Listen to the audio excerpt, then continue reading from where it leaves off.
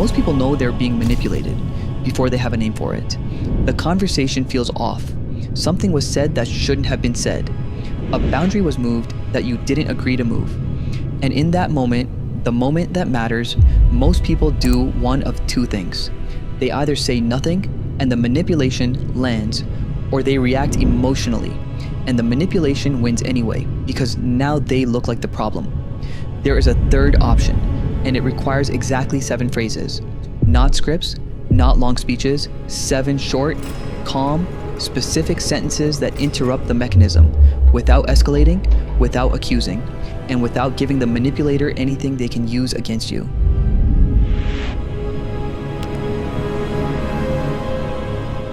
A quick note before we begin. These phrases work because they share one property. They are impossible to attack as aggressive or hostile. Every single one of them sounds, on the surface, completely reasonable, which means when a manipulator tries to use your response against you, tries to frame you as difficult, emotional, or unreasonable, these phrases give them nothing to work with. The psychological principle behind them is called response neutrality, giving an answer that neither confirms nor denies the frame being imposed, neither attacks nor submits, and forces the other person to either drop the tactic or escalate visibly, at which point the manipulation becomes undeniable to anyone watching. 7 phrases in order of use. Phrase 1. Can you give me a specific example of that? This is the most powerful phrase in the set. Most workplace manipulation operates on vagueness. Your communication style has been an issue. People have concerns about your reliability. There's been feedback about how you handled that.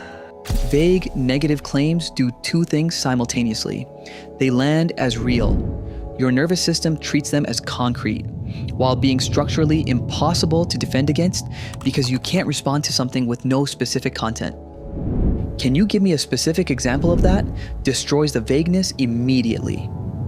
If there is a real specific example, you learn something true and useful. You can address it, correct it, respond to it. If there isn't a specific example, and there often isn't because the claim was manufactured, the absence of an answer tells you exactly what you needed to know. The phrase is unanswerable without specifics, and specifics are the one thing vague manipulation cannot produce. Use it calmly, once, then wait. Phrase 2. I want to make sure I understand. Can you say more about what you mean? This phrase comes from the negative inquiry technique in assertiveness psychology, asking for more specific criticism rather than either accepting or rejecting a vague accusation. Its function is different from phrase 1. Where phrase 1 interrupts a vague claim, phrase 2 works on emotionally charged statements, the kind designed to produce a defensive reaction. You've been really difficult lately. I'm not sure you're the right fit for this project. I've been hearing things. Any statement designed to make you anxious, defensive, or reactive without giving you anything concrete to respond to. I want to make sure I understand signals that you're not dismissing what was said. Can you say more about what you mean? Forces the speaker to move from emotional frame to factual content. Most manipulative statements cannot survive that transition. Phrase 3. I'll think about it and get back to you. This one sounds almost too simple. It is, in fact, one of the most protective phrases available in a high-pressure situation. Many manipulation tactics depend on time pressure, the urgency that makes you agree to something before you've had time to think, the meeting that ends with a decision you didn't actually make consciously, the request that sounds reasonable in the moment and terrible in retrospect. I'll think about it and get back to you removes the time pressure entirely. It is not a no. It is not a yes. It cannot be framed as uncooperative. And it gives you the one resource that almost every manipulation tactic is designed to deny you: time to think. Use this phrase the moment you feel pressure to decide something quickly that does not require an immediate decision. Phrase 4. That's interesting. I see it differently. This phrase comes from a technique called fogging, acknowledging what was said without accepting its frame. The first part, that's interesting, is not sarcastic and should not sound sarcastic. It's a genuine acknowledgement that the other person has said something. The second part, I see it differently, does something specific and important. It doesn't argue. It doesn't defend. It doesn't explain at length why their version of events is wrong. It simply establishes, calmly and without drama, that your perspective exists and differs. The instinct in manipulation situations is to prove the other person wrong, to win the argument. That instinct almost always makes things worse because it keeps you in the frame the manipulator set up, you defending yourself against their accusation. I see it differently steps out of that frame without burning anything down. It is the verbal equivalent of not taking the bait while making clear that you saw the bait. Phrase 5. I'd like to have this conversation with someone else present. This is the phrase that changes the power dynamic most dramatically, and the one most people are most afraid to use. The fear is understandable. It sounds confrontational. It sounds like you're escalating. Here's the reality. Most manipulation depends on privacy, on the fact that it's your word against theirs, on the fact that there's no witness to what was said. The request for a witness doesn't have to be about HR. It can simply be, can we bring my colleague in? I'd find it helpful to have another perspective. What happens next is information. If the other person is comfortable with a witness, if the conversation they wanted to have is one they'd have the same way in front of others, then bringing someone in costs you nothing. If they're not comfortable with a witness, if the request produces resistance, backtracking, sudden reason to end the conversation, or a change in tone, that is the data you needed. Phrase 6. I hear you. Let me follow up in writing to confirm. This is the paper trail phrase, and it works on a specific manipulation tactic covered in video 1, the rewrite, when someone redefines what was said or agreed to after the fact. I hear you signals that you're listening and engaged, not dismissive, not hostile. Let me follow up in writing to confirm does something the manipulator cannot easily object to without revealing their intention. No reasonable person objects to written confirmation. If someone explicitly says they don't want it documented, that is information about why they didn't want it documented. Use this after any conversation where a commitment was made, a decision was reached, an expectation was set, or information was shared that matters for your position, not as an accusation, as standard practice.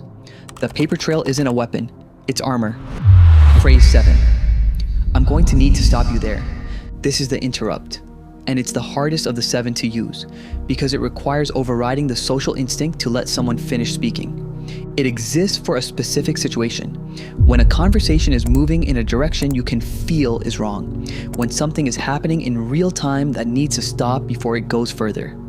A false narrative being constructed in front of you, a boundary being crossed in the middle of a sentence, a statement that, if allowed to land, will be treated as accepted.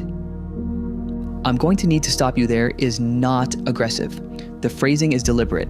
I'm going to need to signals a genuine constraint, not a hostile act.